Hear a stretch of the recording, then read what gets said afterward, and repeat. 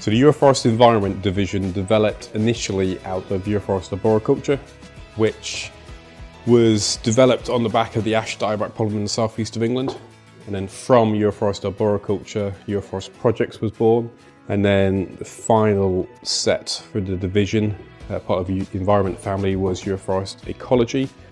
I guess what ecology is within the industry, so this is not just in the forestry industry, a lot of stuff now we're working on projects, which is probably more my background, is we do the ecology work because the project enables the ecology work, i.e. that it pays for us to be able to do this. So whether that's surveying species or mitigating species. In the UK, we have quite a number of protected species. So these range from sort of bats, badgers, great crested newts, you've got dormice, you've got red squirrels, you've got a plethora of Schedule 1 birds. I mean, some of the more forestry type ones that we will find mentioned: white-tailed eagle, goshawks, red kites. There's quite a number of habitats protected, especially up in all like upland sort of areas where we're dealing with like more bog habitat. You'd be surprised about some of the unique habitats and things like that what we have to deal with up there. So you'll always come across quite a lot of these species on projects if you've not already done so. My name's Chris. I'm a trustee here at the Spa Valley Railway. We've got a major engineering project this year. So we've got a railway bridge which is coming towards the end of its life. This is one of the biggest infrastructure projects this railway has ever done. I brought Euroforest on board probably about November last year and have had nothing but positivity come back. It's been a really easy process. The team obviously have had to wait around a little bit today for the second Batman to come out. Had an ecologist on site Monday, but he only did a ground level inspection.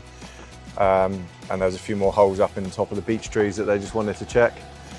And then he came out today, went up in the mute, checked the rest of the holes, and he said they're all good. So they're now down. He was fine with this one, there was nothing in this. And he checked the bridge as well. The whole process has been absolutely made so much easier because it's been very professional. Everyone's been very switched on. If I had a question, it got answered quickly. And if we're doing the ecology surveys, then hopefully recommending us to do the actual work itself as well. So it's just keeping Euroforest involved in the whole cycle, really, from start to finish. Now that that knowledge and experience is in the company, it's a resource there that's to be drawn off.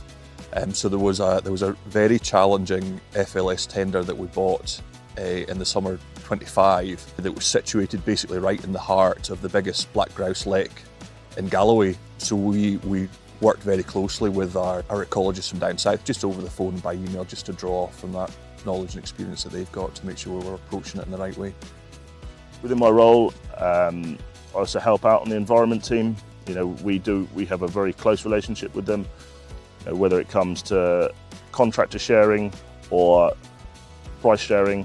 We are there helping each other, and that's the great thing about being part of a big team in Euroforest, is that we all help each other out. We've got expertise across various different fields, and we all come together to give that client the best of the best. Over the next 12 months, we really want to establish the brand for Euroforest Environment. So across the UK, when people say Euroforest Environment, they think of arboricultural services, project services and large-scale infrastructure jobs, or ecology services.